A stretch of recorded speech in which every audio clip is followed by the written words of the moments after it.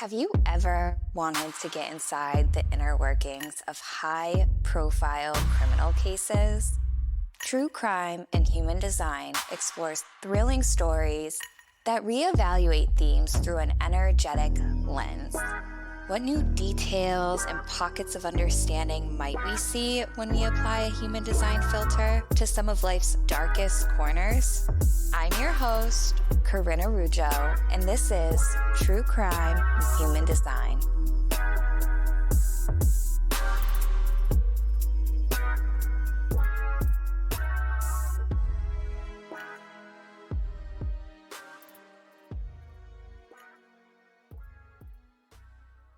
Hi, loves. I just want to start this off by thanking you all for joining in. This has been such an incredible experience and really response to just putting myself out there, to really diving headfirst and allowing this physical manifestation of my soul's purpose to come through me.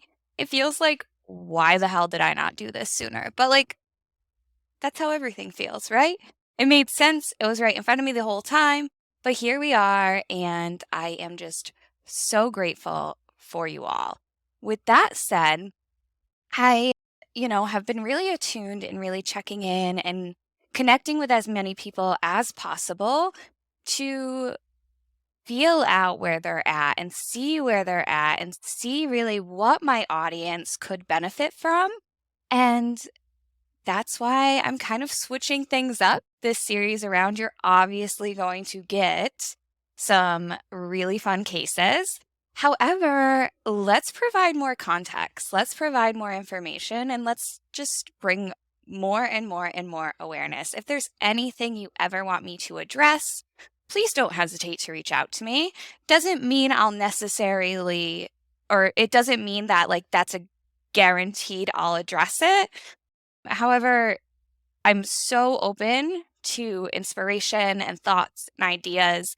And again, I really struggle. I'm a 6'2", and I'm an emotional manifesting generator. Oh my God, I almost said manifester. No, I'm not. But I'm a 6'2" emotional manifesting generator. That 6'2" doesn't really see my innate wisdom. And until someone kind of pokes me or pulls it out and is saying hey, you're super excited about this and I love it and I love your enthusiasm, but I kind of want to know a little bit more. You really got to pull it out of me. Yeah. So that said, this episode is really going to more or less kind of dive into trauma a little bit more. Really focus on complex trauma and some of the terminology that you're going to hear me use often. So to start off, what is trauma? My definition of trauma very, very, very much differentiates from, say, the APA, the American Psychological Association. So trauma is a visceral response caused by an invasive, emotionally disturbing, or life-threatening event or events, which externally presents in negative or harmful behaviors. Often perceived as an emotional response, trauma affects the whole self, resulting in lasting adverse effects on an individual's functioning and mental, physical, social, emotional, and/or spiritual well-being. I really want to highlight that trauma is a visceral response. And to kind of sum that up, what's most important to really understand is that I look at trauma, I look at an event happen, right? And it literally physically imprints on the body. And in turn, what we see are external behaviors. However, just because we're seeing external behaviors does not make this a mental thought. Trauma is a visceral response. It is not a mental thought. Okay? You're not crazy. This whole mindset belief, mindset coaching, mindset change your mind, change your life. To an extent, I see the greater perspective. However, trauma quite frankly doesn't give a fuck. It doesn't care, right? It doesn't care if in your mind you're like, I really want to be a great person, because realistically, if it was that simple, if it was only a mental thought, then this whole language around trauma, like let it go or move on, just move on. Don't you think a person would do it? So, trauma is a visceral response. The effects and presentation of trauma really differ significantly based upon age and the events. So for age, we're looking at children or adults. And with events, we look at singular or prolonged, and prolonged could also be reoccurring. When speaking about the effects of traumatic events with children, there are several factors to consider. So, a child's sense of safety really relies on their perceived safety of their caregivers and or whoever the other attachment figures are in their life. They they look for that security. Their nervous system is connecting to those attachment figures, those caregivers. They're connecting to their nervous system, and it's informing them of whether or not there's a threat, there's danger, or if they're safe, if they're secure. So, children are considered developmentally vulnerable. When a child experiences a traumatic event or a series of traumatic events, this impacts their ability to reach developmental goals due to the need for survival taking precedent over the need for connection. Ultimately, let's kind of like frame this for you. So, a kiddo whose needs aren't being met, say there's a lot of neglect in the home, maybe like medical needs aren't being met, they're not being fed because it's a poverty stricken situation, their emotional needs aren't being met. Say, we'll take a pretty significant situation where the kiddo is being brought into parties or there's drugs around them. There's violence going on. Then, they cry and there's no response. So they've kind of like shut off their interoception potentially and aren't paying attention to their needs. They're not getting fed. They're not being played with. They're not giving that freedom to play. They're not really being taught. They're not socializing appropriately. What happens here is ultimately we have developmental stages for a reason. And it's because it's kind of like, oh, you meet this goal, right? An age appropriate goal, and you can seek to really progress, to develop, to expand consciousness, to, motor function, all of the things. And ultimately, a kid whose needs aren't being met on any sort of level, whatever that level may be, whether it's multiple cases of neglect, physical abuse, sexual abuse, emotional, mental neglect, that developed milestone ultimately doesn't get completed. And it doesn't get completed because their need for survival comes first. So, where a kiddo who isn't experiencing that neglect, isn't experiencing that abuse, they go from early childhood to like that, 5 years old to 8 years old to 10 years old to 13 years old. Ultimately, that kiddo whose needs were being met can move on, more or less, continue to expand and develop into that next developmental stage because they're seeking it. They're looking to grow. They're seeking that connection. They're seeking those social aspects, those social factors. They're able to safely progress. Where a kid whose needs aren't being met, they're not concerned about connection. They're not concerned about socializing. They're concerned about getting fed, about their diaper being changed. Their concerns look completely different. So sometimes you'll hear there's a stunt almost in this developmental growth. And maybe this could really fall into that.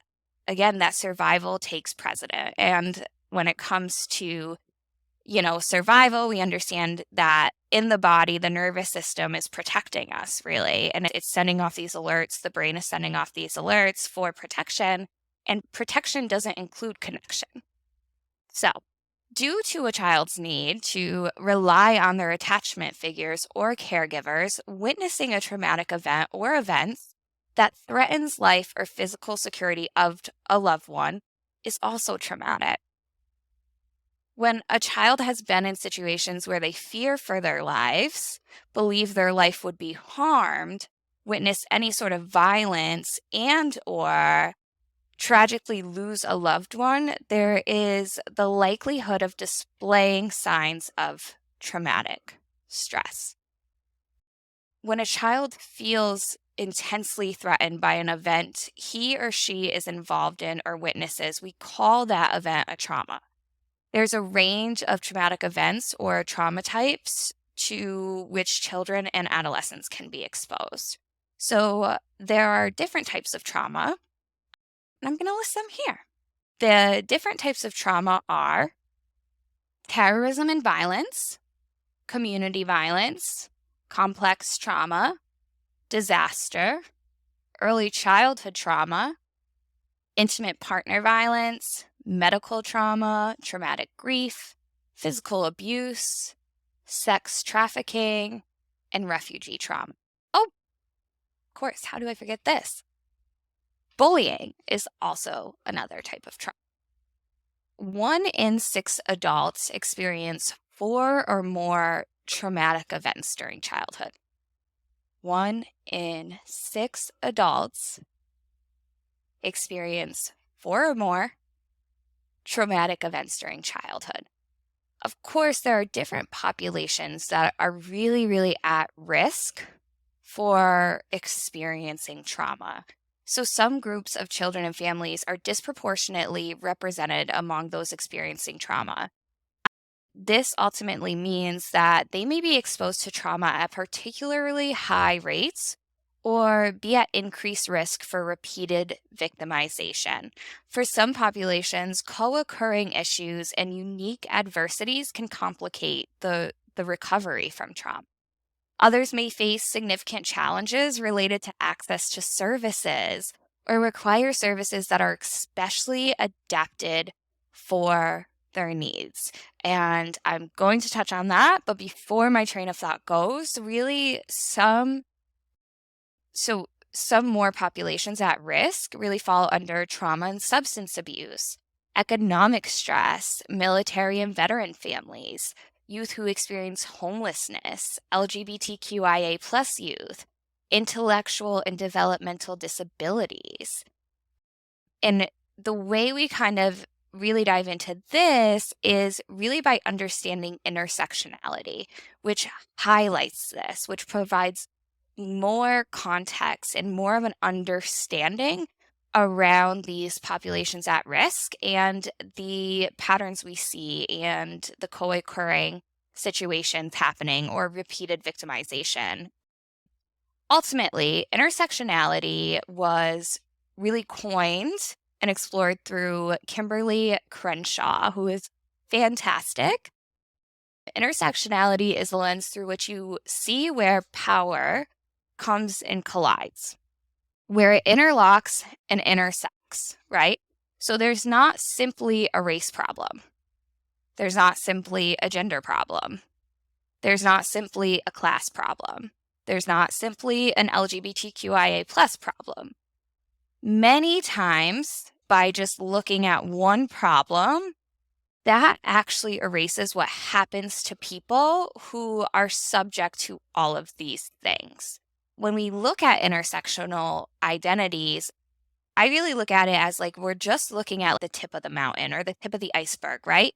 We're just focusing on that and not all the other nuances that makes you you, which is also why I love human design and I love the gene keys and the work of energetics, because we really dive into so many nuances that makes a person a whole ass person. So for intersectional identities, we're talking about where power comes and collides, where it interlocks and intersects. So we have race, religion, disability, class, trauma, relational status, gender, and sexual identity. Intersectionality ultimately not only explores the different intersects of our identity and where power comes and collides, it also explores how trauma really is impacted on the front end. So the end is your exposure to trauma, and on the back end, which is your experience seeking and providing care. Now let's kind of like back up, right? So with the different intersects of your identity, where power comes and collides. So we look at the hierarchies, we look at the systems of power, and we look at the social norms. So for gender, males hold more power. They have been in rank in comparison to being a female. So right there's that gender problem, right?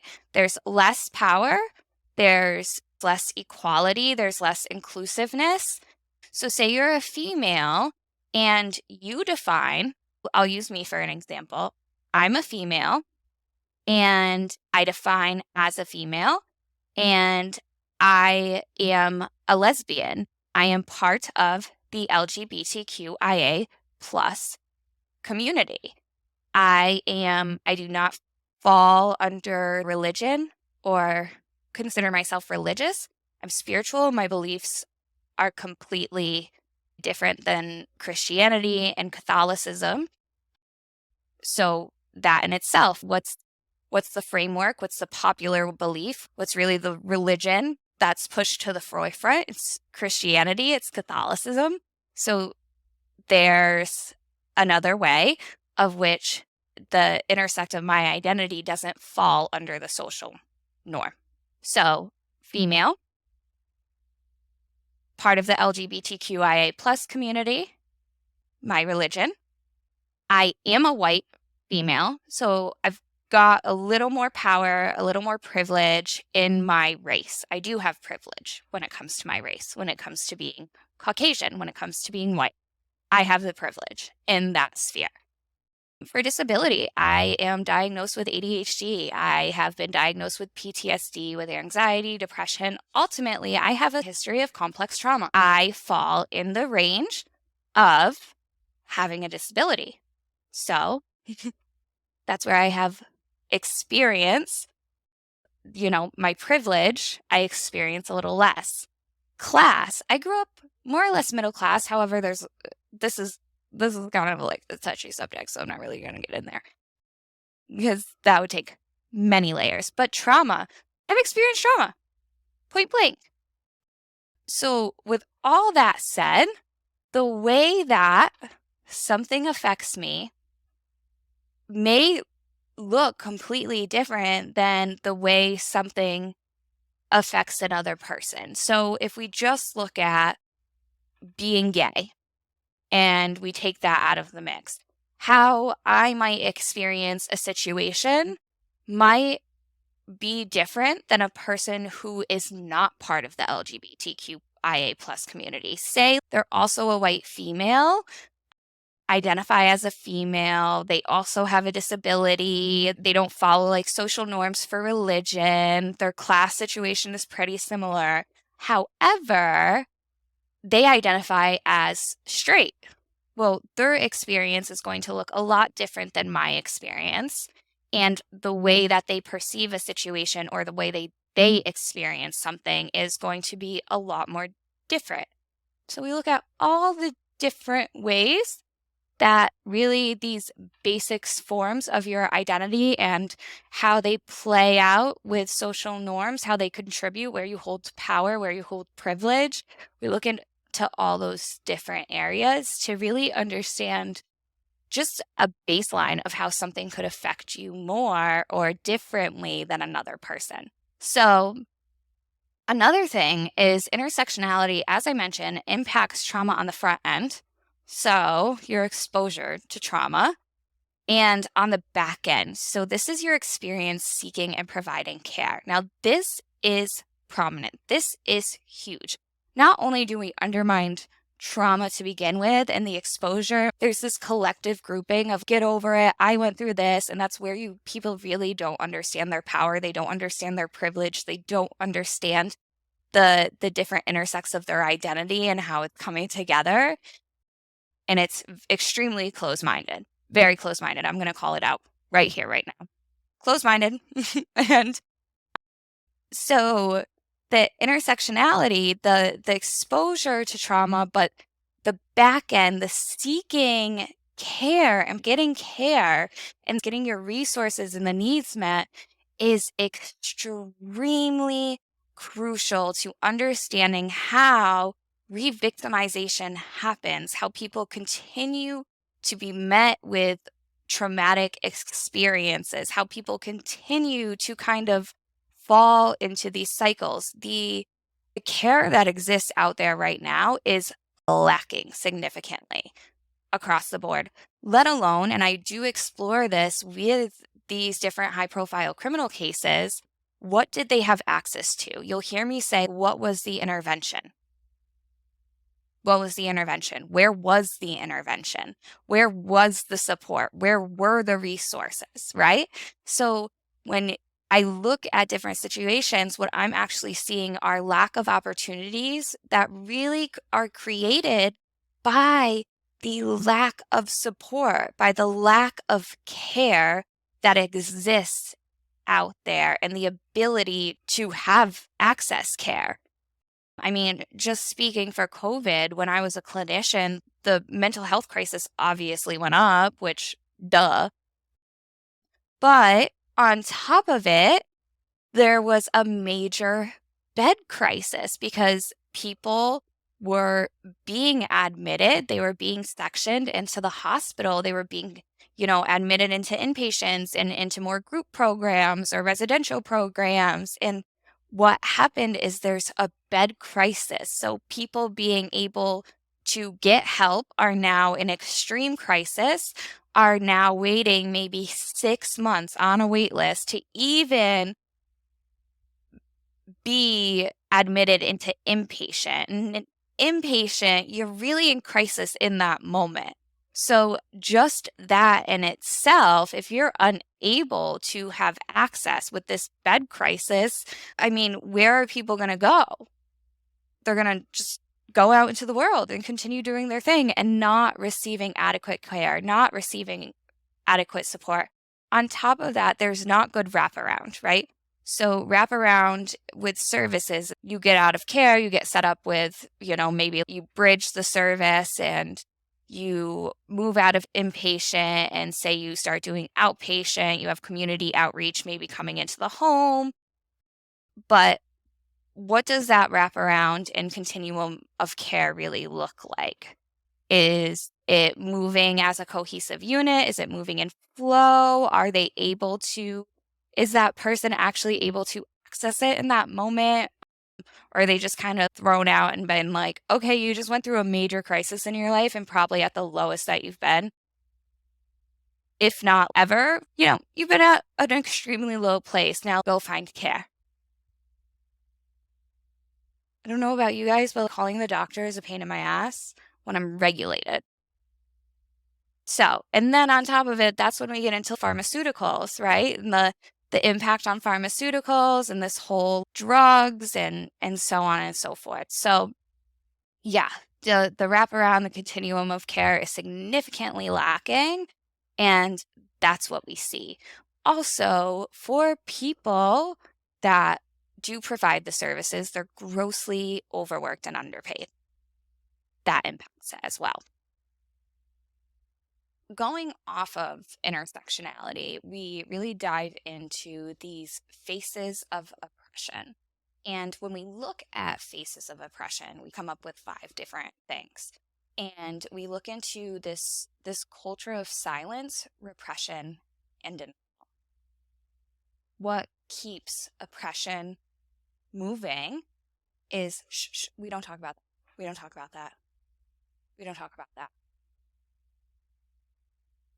Ultimately, silencing the truth, silencing a person's experiencing, silencing someone keeps them repressed.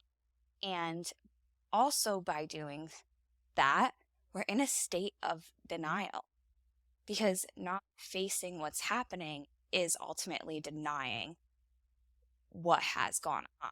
So, in addition, we look into exploitation. So, this is using one's labor for profit. And this often results in grooming, forcing, objectifying, dehumanizing, denial, rationalization, minimization, exploitation. If you look into human trafficking, that's ultimately where this word comes in. Sexual exploitation is extremely, extremely prominent in the States, right under our noses.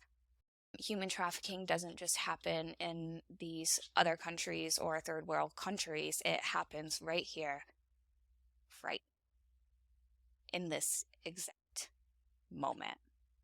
And again, with exploitation, so you look at, say, pimps, they're really using an individual's labor for profit. So there's this grooming process. I'm going to give you what you want. I'm going to give you the life you need. You're going to make all the money. I'm going to take care of you. I'm going to make sure no one messes with you. Like, say you're a female, there's like a lot of like my girls, my girls, my girls talk, and it's really that grooming process. I'm going to take care of you. Chances are that girl hasn't been taken care of in the past. So when someone who is more of an authority figure says, I'm going to make sure you're safe and secure, well, if they've never felt safe and secure before, then this is really, really easy for them to kind of fall into.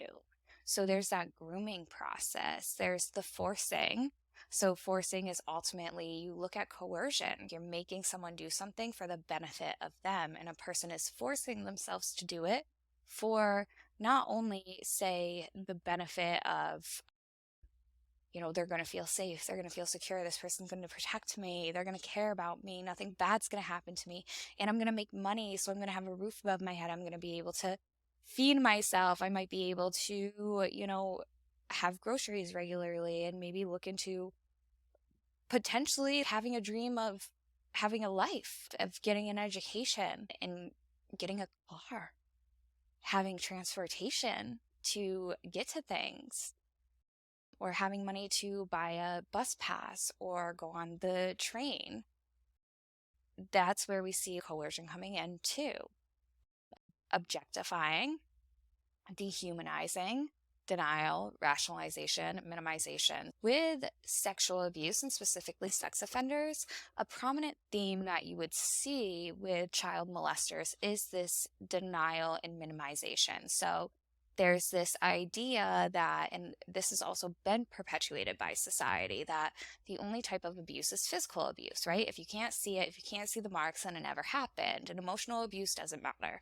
Well, with sexual abuse, this is also extremely prominent, and the systems are extremely outdated with being able to persecute an offender or work with a victim to have their voice heard in any sort of justice. Usually what happens is there's this denial, and with child molesters specifically, there are different types of sex offenders. There's rapists, there's child molesters, and there's pedophiles. This can be a different conversation or exclusive content for exclusive members. But ultimately, when you look at child offenders, there's this denial of, I'm not hurting them. Well, they came and sat on my lap. They came and sat on my lap. And I didn't do anything. I didn't even touch them. They just sat on my lap. And I didn't hurt them, but I didn't physically hurt them. I didn't cause them pain. I didn't smack them. I didn't punch them. There wasn't that physical abuse. So there's that denial. I didn't do this, but I didn't do that. And you minimize it. They sat on my lap, but they came to me, right? But they gave me a kiss on the cheek. So that's very prominent. And with exploitation and sexual exploitation, we see that very much so. Another face of oppression is marginalization. So this is a lower socioeconomic status. Again, the exposure on the front end due to their class, their exposure on the front end to traumatic events, and their inability to receive appropriate care and support and get their needs met on the back end. Cultural imperialism. So this is really cultural domination. And what this is the culture of the powerful becomes the norm, the expectation, and standard for living. So you see this in the American dream. This is perpetuated in the American dream. I mean, even growing up for me, you hear about the white picket fence and the married couple. And by married couple, I mean the hetero couple, the husband and wife.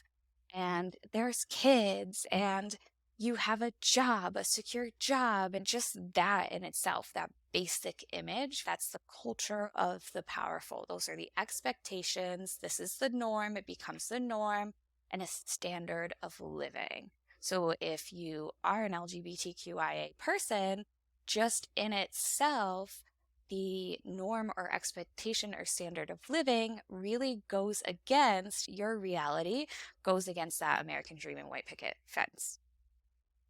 Violence is another face of oppression. Now, this includes many things, but this includes hate crimes, bullying, genocide, murder, property destruction, transphobia, homophobia, racism, colonization, anti-Semitism, worldwide sexual violence, especially towards youth and women, terrorism, wars, threats, so use of intimidation, projection, displacement. These are kind of just summarizing faces of oppression.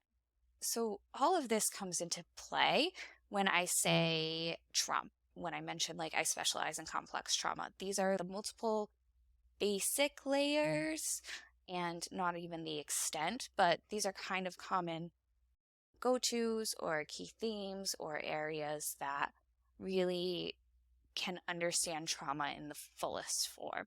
Now, trauma over time, there's been PTSD, which was 1979 to 1980, CPTSD, which is late 1980s. I really want to highlight this because I hear people talk about complex PTSD all the time and say CPTSD all the time. I want you to remember what I'm saying. One, PTSD, I need to acknowledge that PTSD is the only diagnosis in the DSM. So the rest of these are, again, trauma theory, and it's looking at trauma over time. That said, CPTSD, which we hear all the time, I hear people throwing this word around, is the late 1980s, okay? So think of the level of awareness in the late 1980s. Then we go on to disorders of extreme stress, not otherwise specified. That was in the 1990s. Then we have complex trauma in the early 2000s. From 2012 to present time, we're really exploring developmental trauma disorder. So when someone is a little bit confused about and mentions CPTSD, or I say complex trauma, and they clump it with CPTSD, yes, it takes into effect, it takes into consideration and does combine CPTSD with D's nose. However, it's expanded from that CPTSD. So this might seem minuscule, however, it's huge because language holds a lot of weight. When I say I specialize in complex trauma, again, that's the early 2000s. And another thing that I've really looked into, and the kiddos and families that I worked with, we really explored developmental trauma disorder as well, which is really pushing for an actual diagnosis in the DSM, which, I mean, about time. So with complex trauma, it's the current iteration of D's nose and CPTSD combined. And it really understands that not only does abuse occur in the context of relationships, abuse of power moves within structure. Complex trauma really is relational. It deals with power dynamics. This is childhood, including pre-verbal. And this is where we've really seen the expansion of integrating neuroscience and the body and biology with complex trauma, with trauma in general. When I say relationships, we take into account the experiences throughout childhood and begin to recognize the somatic and biological impacts. Here we can see that self-harm or self-injurious behaviors is actually recognized as a common symptom. And there is potential for brain scans to be part of the diagnostic process. Like, can we come on, get it going. And then combining that complex post-traumatic stress disorder, again, this stemmed from PTSD. So when we are talking about complex trauma, again, we're talking about relationships. Complex post-traumatic stress disorder combines into complex trauma to really look into repetitive or prolonged trauma that occurs within the context of relationships. It's within the context of childhood. It's within the context of your attachment figures, of your caregivers, those really prominent attachments in your life during childhood. And it's resulting in this loss of power, right? There's that power dynamics, and presenting as ultimately an inability to cope with overwhelming emotions. Expressions of trauma are really reiterated through that self-harm. And this is where we start to see disassociation coming into the picture and being recognized. Anger, transactional relationships where you're getting your needs met. All this said, complex trauma is really an exposure to severe stressors that are prolonged or repetitive, specifically during childhood, and involve harm or abandonment by a caregiver or other supportive adults. And this is significant because it occurs at developmentally vulnerable times in the victim's lives. Like I discussed, one, your brain is significantly developing, your whole body is developing, and your brain stops developing around 26. Talk about developmentally vulnerable. Just understanding that, and look at how quick a toddler learns, a newborn learns, right? It's because that developmental time frame, they're just absorbing everything. So anything that happens during childhood to really impact that development is extremely significant. And this is why we look at kiddos as developmentally vulnerable, because they're really making so much growth and it's like they're on hyperdrive. Crazy. So cool. That being said, I have a masterclass which dives in more to what I've said, and it's a recorded masterclass, a couple hours long because it's me. But it's for you and at your leisure and when you're available for it. It also comes with a workbook. If you're interested in diving more into this, it's the foundation of really how I start to explore trauma, and it's just some of the aspects and the processing that I go through. If you want to know more, I am going to link this in my bio. This has been super fun. I appreciate you all. If you've enjoyed this podcast, please subscribe, leave a review, share the love with your friends, with your neighbors, with your coworkers, with your community, and head on over to my social media or my website. I'll leave the links in my bio, and let's just share. This is really about connecting and sharing awareness, because that's what intimacy is at its highest level of consciousness. Thank you so much, and we'll chat soon.